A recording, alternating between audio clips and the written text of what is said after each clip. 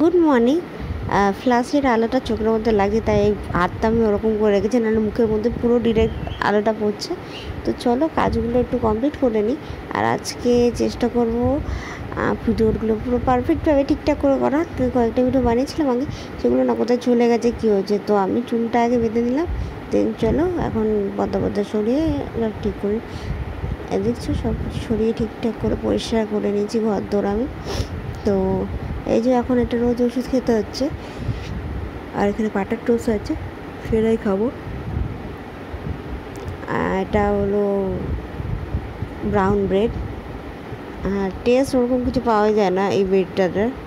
হ্যাঁ, নর্মালি যেরকম খেতে সেরকমই, এক্সট্রা কোনো টেস্ট নেই। যে টেস্টটা অন্য সময় অন্য ব্রাউন ব্রেডগুলো কিছু মেশানো থাকলে যে টেস্টটা পাওয়া যায়, এটার মধ্যে কোনো টেস্টই থাকে না অ্যাকচুয়ালি। একটু অয়েল ম্যাসাজ করবো, দেন তারপরে সব কাজ সেরে শ্যাম্পু দিয়ে আমি স্নান করে নেবো। তো চলো খাবারটা শেষ করে নিই, কাজ বাজ শুরু করে নিই, প্রচুর কাজ আছে। তো মাথা শ্যাম্পু দেওয়া হয়ে গেছে, এগুলি সব কাজ ছিল, সব কাজ সেরে সব কিছু গুছিয়ে নিয়েছি। আর আজকাল ডেলি নিজের স্কিল কেয়ারটা অবশ্যই করি, আর করে এগুলো সব গুছিয়েও রাখি।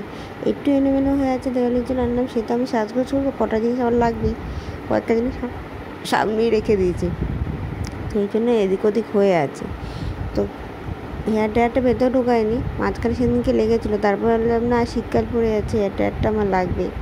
বেসিক্যালি আমার শীতকালেই লাগে, তার জন্যই কেনা হয়েছিলো। বেশি দামি আমি কিনে নিই, নর্মাল একটা ভালো ব্র্যান্ড দেখে কিনে নিয়েছি। আর এখানে ময়দা মেখে রেখে দিয়েছি, ময়দার সাথে সুজিটা মেশানো আছে অবশ্যই।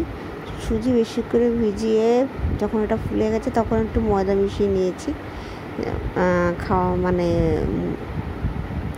পরোটা বানানোর জন্য। আর আজকে ডিমের তরকারি আর ভাত করা হয়েছে, ডিমের তরকারি বেশি করে করেছি, রাতে যেন হয়ে যায়। তো চলো খাওয়া দাওয়া কমপ্লিট করে কিছু কাজ আছে।